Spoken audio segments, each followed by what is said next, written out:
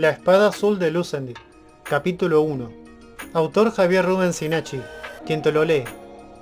Tenés una lista de reproducción con todos los capítulos que forman esta novela. Capítulo 1. La importancia de un valiente niño. Esta es la historia de Lucendy y de otros niños, que al crecer no perdieron la fuerza y la valentía de querer y luchar por la bondad y la justicia, incluso pese a convertirse en adultos luego de soportar la dureza de la vida.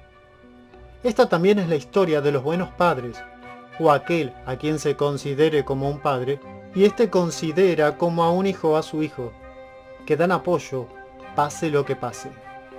Mirando la situación general, de escuchar a alguien opinar de los problemas que rodean, lo primero que resaltaría a los oídos es la palabra colorados. Para empeorar la situación aparecen los colorados. Hay que prepararse contra los colorados. Los colorados son otra excusa para subir los impuestos, es todo una mentira. Los colorados atacaron el Reino del Norte. Colorados. Es una forma en que se han llamado a aquellos provenientes de desconocido reino en que la mayoría son pelirrojos, y se sabe que quieren apoderarse del mundo entero, o al menos de nuestras tierras. Y aparentemente estos pueden hacerlo, y para peor no se sabía que existían hasta que aparecen. Sus prácticas se dicen no son buenas, y sobre el rey colorado o su general de los ejércitos, pues no se está seguro de qué cargo tiene el que se vio como su principal. Los que lo vieron dicen que es un gigante que come corazones para acrecentar su poder. Monta un dragón negro, su casco tiene forma de corona, su arma es un lucero del alba, y es impenetrable su armadura, de placas oscuras. Y es sabido, sus ejércitos matan sin piedad, y llevan cautivos para hacerlos trabajar duramente hasta la muerte. Muy pocos han escapado para contarlo. Sus soldados son todos hombres fornidos, grandes, con poca armadura o sin ella, pero la mayoría con gran escudo de gruesa madera que en la parte inferior lo traban a tierra, más su espada y hacha en los que no son arqueros. Todo parecía muy amplio más allá de los límites conocidos, y no se consideraba un nuevo enemigo hasta que éste surgió como una nueva amenaza de desgracia. Llegaron y conquistaron los primeros castillos y tierras, que cayeron ante ellos pese a que se consideraban invencibles. Fuerte Abismo y Vietnam, del Reino del Norte. Después se detuvieron en su avance por el profundo río del norte, debido a la destrucción del puente de Vietnam y a la agrupación del Reino del Norte en sus límites, ayudados por sus antiguas 4 torres de vigía a lo largo del río. Se le dedicó a los caídos la endecha de los vientos, que comienza diciendo así: un desconocido viento hizo polvo, hizo cenizas e hizo tornado, quemando, rompió muros y arrasó trayendo su furia, que no se pudo contener con las murallas, la furia de un mar que logra rebalsar, y los ojos se llenaron de lágrimas, achicándose el corazón en el pecho, suspirar los que escaparon, recordar a los que protegieron la salida, y defender la memoria respirando fuerte, sabiendo que no se olvidará. Viemblan y fuerte abismo abrace nuevamente al reino defendiendo el norte, que nunca se olvide, que los alientos conocidos vuelvan a recorrer pasillos y caminos, honrar a los caídos defendiendo, honrar al arquero y al lancero, honrar a los extras perdidos en su valeroso apoyo en la batalla, honrar a las hábiles espadas que no alcanzaron, pero la próxima alcanzarán, con la honra de los que no olvidan. A partir de los 2 grandes ataques, donde se presentó el rey colorado con un dragón, comenzó a decirse a cada rato: si se hubiera estado unido sería distinta la situación. Pero los otros reinos no ayudaron al Reino del Norte, porque todos están aún con rencores. Pero el Reino del Norte, replegado, logran defenderse detrás del río, dejando de estar más atento a lo que pasaba al sur y sureste en la guerra contra los hermanos. Afortunadamente, los colorados están aún muy lejos de donde se encuentra Lucendir, en el reino de Forja, a más de una semana a caballo, pero con murmuraciones de que ya están en todos los reinos, entre la gente, mezclándose, espiando, calculando, corrompiendo e influyendo temores, dando la impresión de que la maldad se acerca con su golpe mortal, estando debilitada toda estructura que se les pudiera oponer. ¿O será que ya se habían infiltrado hace muchos años? Hay una perspectiva de ir de mal en peor, pero algunos aún tienen esperanza de que puede haber unidad y las espadas azules devuelvan la gloria perdida, si es necesario por encima de los reyes, porque si ahora no hay unidad, podríamos morir todos. Hace ya como 400 años que nadie está en paz. Los reyes se escudan detrás de sus cálculos políticos y manipulaciones que los llevaron al poder. Pero ahora no pueden contra este mal fuera de sus cálculos. Y el pueblo, oprimido y usado por los que gobiernan, se encuentran obligados a colaborar en la protección de sus tierras, estando en general cada vez más debilitados, mezquinos y esquivos. Antes de la llegada de los colorados, los reyes y príncipes llenos de miedo y codicia se mataban entre ellos obligando al pueblo a seguir su actitud. Esto a partir que se dividió el reino de Ugandi, hace 300 años en 7 distintos reinos, producto de alianzas entre distintas provincias, por encima de los 2 últimos débiles reyes de Ugandi.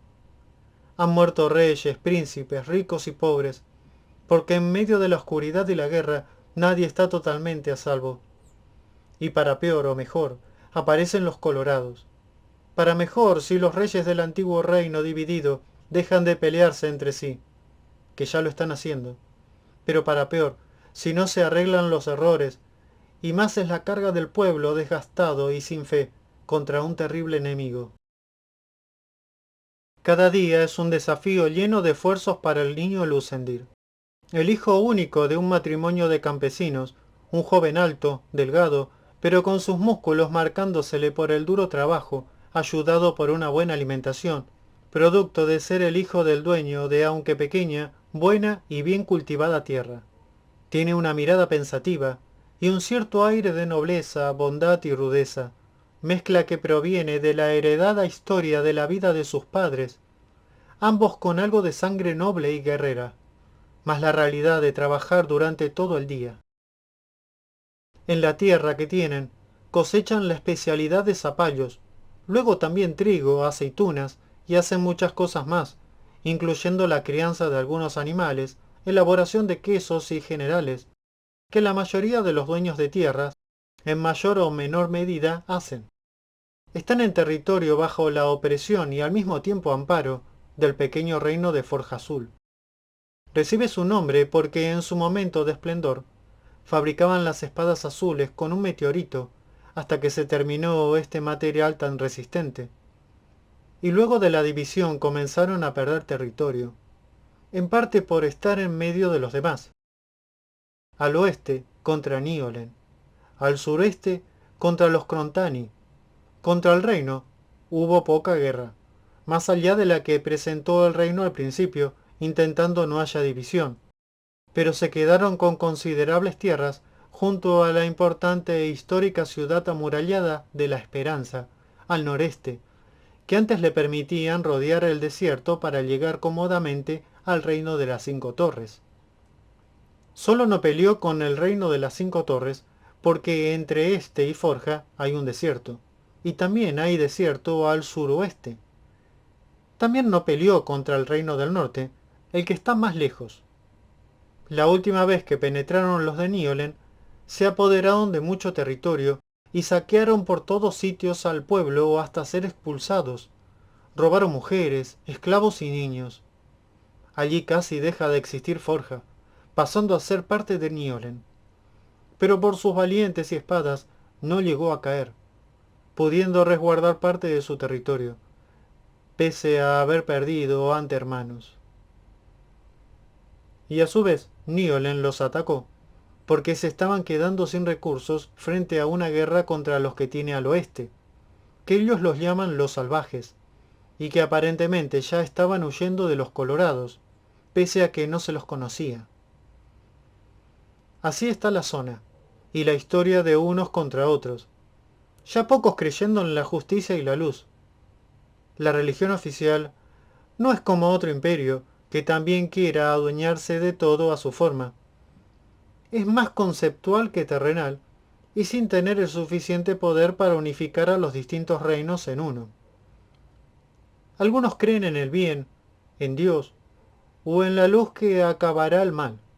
Los menos en la capacidad elevada del razonamiento humano, porque hace mucho que cada vez está peor por los políticos.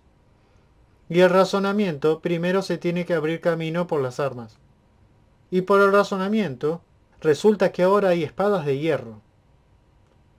Y de nada sirve querer entrar en razones con un enemigo que viene a terminar a los gritos con tu vida, impulsado por la necesidad impuesta por otro reino.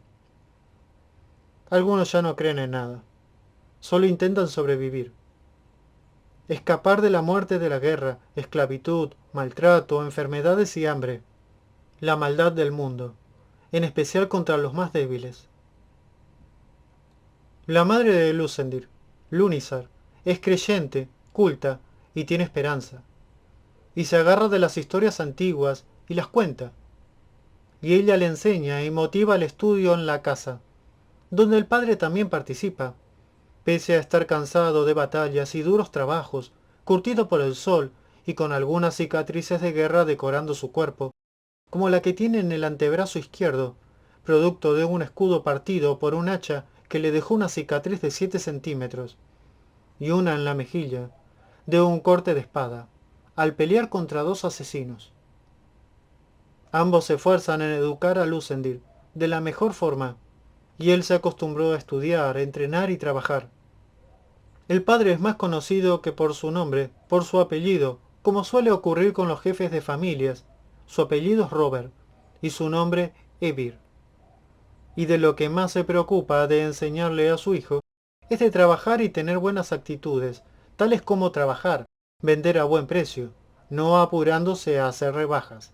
Siempre trabajar, estudiar lo referente al trabajo, resguardar recursos con precaución, organizar bien el trabajo que hay que hacerlo con ganas o se pierde tiempo, y por ello hasta un día se puede llegar a perder la vida.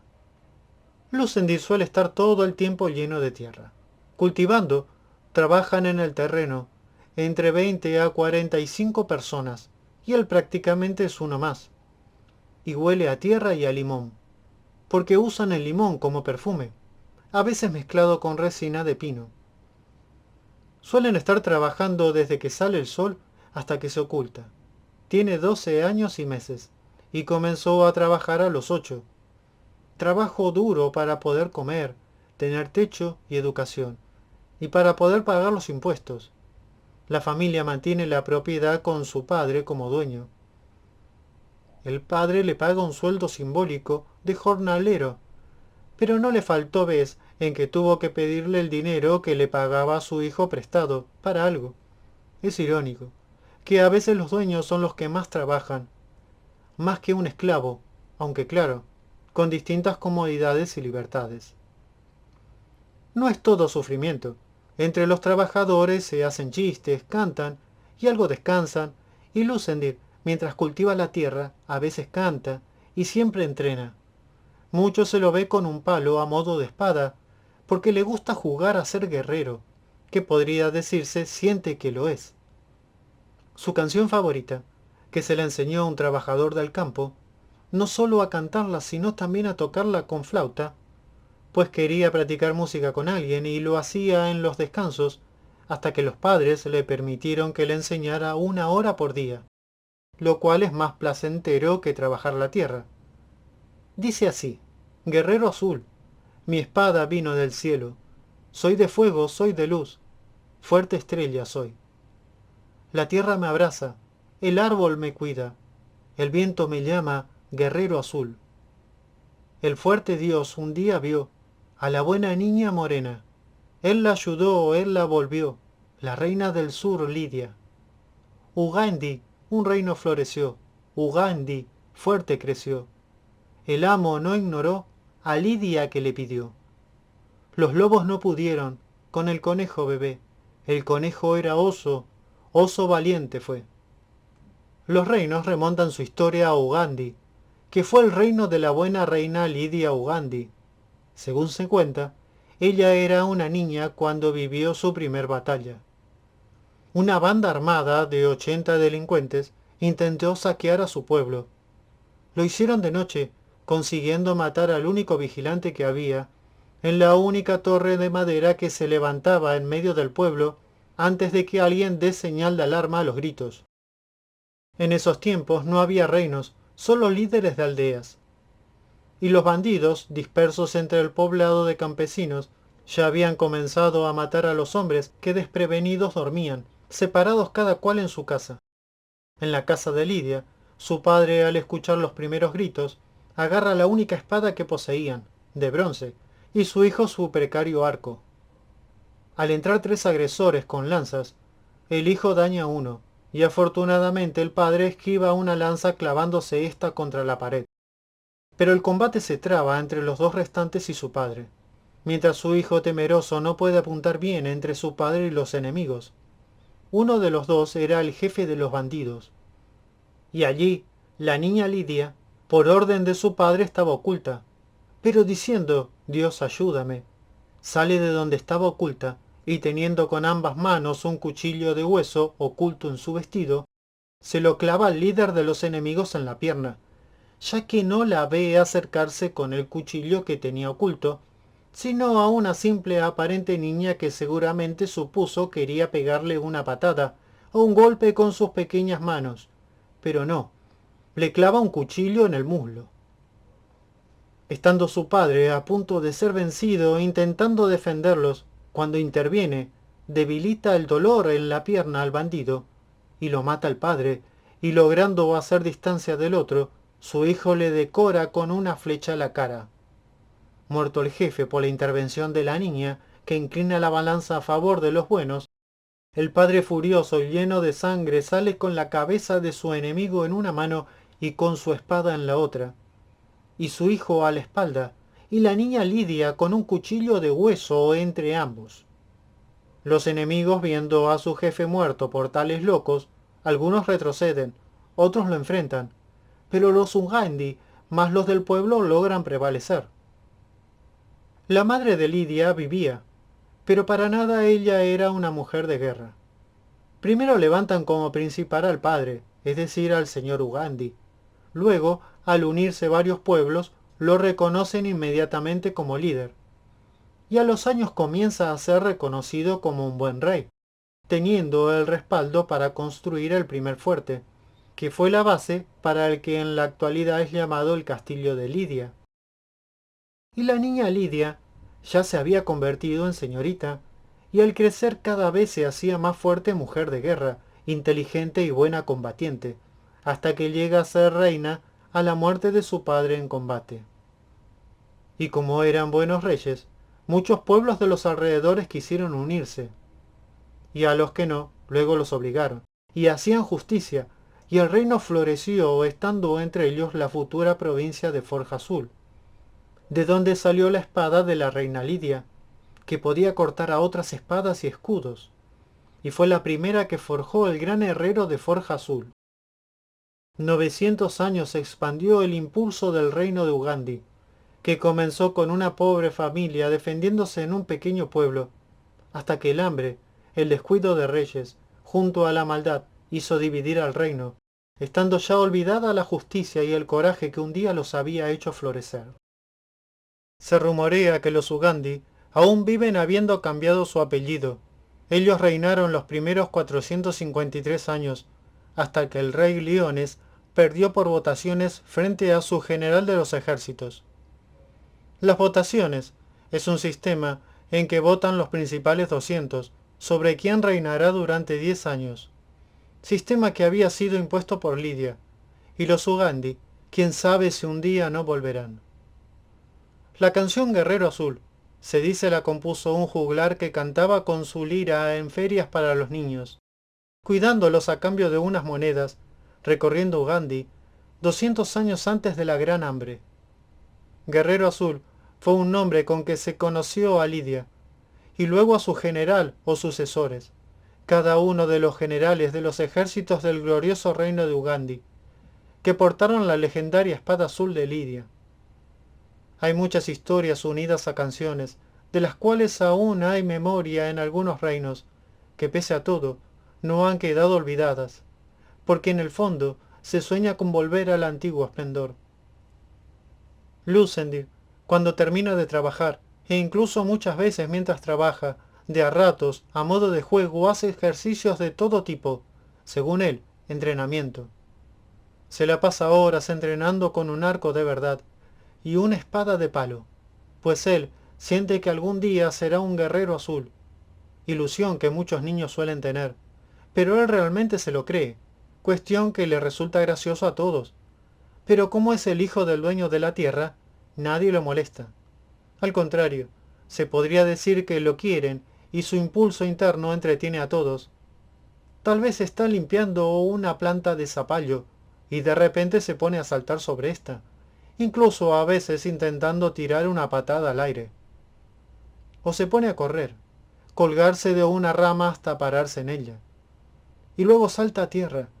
También busca hacer trabajos pesados, y como se dijo, el entrenar con su espada de madera y el arco, que lo hace de cuanta forma creativa se le ocurre. Se levanta a las 5 de la mañana, desayuna medio vaso de vino o leche, más pan con queso y aceitunas o alguna fruta, y va a trabajar la tierra. Si es necesario, primero riega, sacando baldes de agua de un pozo. Los carga, porque cuando no llueve aún se lucha por el cultivo, y allí están 5 hombres cargando baldes con agua, pero él, porque prefiere este trabajo para sacar músculo, agarrando el balde con agua de distintas formas, o cargándolo con algunos movimientos extras, mientras los otros solo están allí porque no les queda otra. Lucendir ama el campo. Al salir de su casa observa el cielo, y al sol pintando de amarillo entre los verdes, y le es una imagen que lo llena de alegría interna. Siente el olor a la naturaleza, y lo disfruta mientras la mayoría, luego de los años, lo ignora. Y a diferencia de los otros trabajadores, él desde muy pequeño se llena de felicidad y quiere hacer cosas. Hoy ha cargado 2 horas baldes con agua, come unos bocados, y el padre le dice que vaya a rastrillar el sector del trigo. Hacen todo un proceso manual de fertilización del suelo para que mejore la cosecha de trigo, teniendo éste la mayor fuerza posible. Lucendir mientras trabaja en esto, añade trotes y arrojos de piedras con su honda a un palo sostenido con unas piedras que usa de blanco. Algunos le hacen burla, pero a él no le importa. Después, sabe tendrá 2 horas de descanso. ¡Y qué lujo! Practicar 1 hora debajo de un duraznero con Deliso, el peón que toca la flauta y canta. No es muy bueno, pero sabe varias canciones, y se intercambian quien toca la flauta y quien canta. Lucendir tiene una de madera, que se la regaló Deliso. En el terreno hay esclavos y peones. Deliso es un peón, o como también se le dice, un jornalero, de los que se suele contratar regularmente.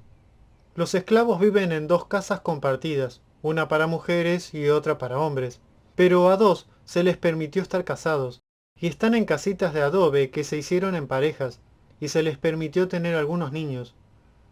Ya solo con esto, se nota que el dueño de la tierra trata bien a los esclavos. Al anochecer, sí que está cansado Lucendir, y como a los jefes no se les acaba el trabajo al venir la noche, el padre viene y le dice: «Hijo, vení a ayudarme con algo». Poseen 3 depósitos, uno el general del campo, otro dentro de la casa de ellos y otro oculto. El sector del depósito oculto solo lo conocen su padre, llamado Robert, su madre, llamada Lunisar, y él. Está construido bajo tierra, ya que con el último ataque de Niolen pasaron meses de hambre. Y ahí están, con el depósito oculto o algo lleno, queriéndolo ampliar, padre e hijo cavando, el día en que se mostraría nuevamente una espada azul. Cada vez que quieren entrar o volver a cerrar bien, tienen que quitar o colocar maderas del piso, tierra y una tapa de madera. Debajo, a una viga, hay acomodada una escalera de sogas con maderas a modo de escalones.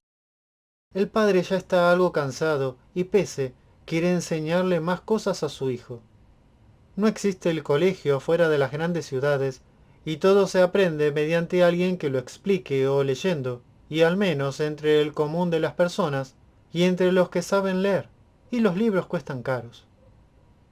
Algunas charlas que tiene Lucendir con su padre son entretenidas, otras muy aburridas, y Robert se toma este tiempo extra de trabajo en el intento de no sufrir la tortura de la escasez luego, mientras disfruta de algo de vino o cerveza, si lo hay, y a su hijo, que generalmente le da agua con leche, mientras continúa la dura vida del que trabaja mucho tiempo, le habla mientras trabajan en el depósito oculto enseñándole. Hijo, siempre conviene moler algo de trigo en el molino público de viento. A ver si mañana podés ir con el esclavo Nani que cargue la bolsa. Y luego traemos otra mitad aquí. ¿Repasamos cómo se fabrica un molino para el cauce de un río? Señor, hablemos de los dragones. Ayer ya estudiamos sobre las ranuras de las piedras que cuando giran por el agua que mueve un perno de madera, mueven los granos. Y hoy repasé el diseño dibujando uno en tierra. Robert, realmente cansado, hace una pausa en su excavación y propone. Bueno, pero excavás y subís la tierra vos. Sí, señor, dice Lucendir sin dudarlo. Pero decime, ¿por qué es importante un molino? Insiste el padre. Porque con él se muelen las semillas de trigo para hacer el pan, que es el alimento básico y las semillas duran varios años y sirven para plantar. Nunca uno se puede quedar sin semillas. Es la vida del campo. Sí, y siempre hay que tener ocultas una buena cantidad. No se puede uno quedar sin semillas. Para no terminar como un esclavo que se vende para poder tener un techo y comida. Hay que dar gracias de tener una tierra para cultivar y cuidarla. Sí, señor. Generalmente al padre, cuando los padres mandan a gente, les dicen señor, porque lo aprenden antes que decir papá, de tanto escuchar el decir señor de los trabajadores, y después ya se les queda por costumbre. Y volviendo a la enseñanza, la verdad que Robert también prefiere hablar una historia entretenida tomando vino antes que repasar cosas de trabajo. Pero sabe que si no le enseña bien a su hijo, podría ser hasta su propia perdición. Para peor solo tiene a uno, porque teme por su esposa, que al dar a luz estuvo a punto de morir por una infección, y no quiere tener un hijo de una esclava. Cualquier herida puede ser causa de una infección, pero gracias a Dios pudo cambiar aceite de oliva a cambio de muchos ajos y cebollas, ya que se había terminado todos los suyos, para hacer el mejor remedio que conoce para las infecciones, y sin endeudarse, y dio buen resultado a los meses. Los esclavos son la resultante social de una época en que se necesita producir cosas y no se dispone de los productos necesarios, una época llena de tinieblas, donde sobran los enemigos, o no enemigos a veces hambrientos, sin la suficiente comida y sin herramientas más allá de las manos humanas. Un reino sin esclavos es un reino que no puede desarrollarse. Por tal motivo, los esclavos forman parte del botín de guerra en esta edad de hierro, y también es la resultante de la idiosincrasia del que no logra pagar sus deudas. Lo peor que le puede pasar a alguien es ser esclavo de guerra. Los otros esclavos son más cercanos a sirvientes que a esclavos, y son los que generalmente no llegaron a pagar sus deudas y se quedaron sin terreno, o los nacidos como esclavos, vendidos. Los menos queridos son los esclavos de guerra. Algunos prefieren que se mueran antes de mantenerlos. Hasta aquí el capítulo 1 de Lucendir y la espada azul. No te pierdas la novela, anda a la lista de reproducción y escúchala toda. Forma parte del mundo fantástico de Javier Rubén Sinachi,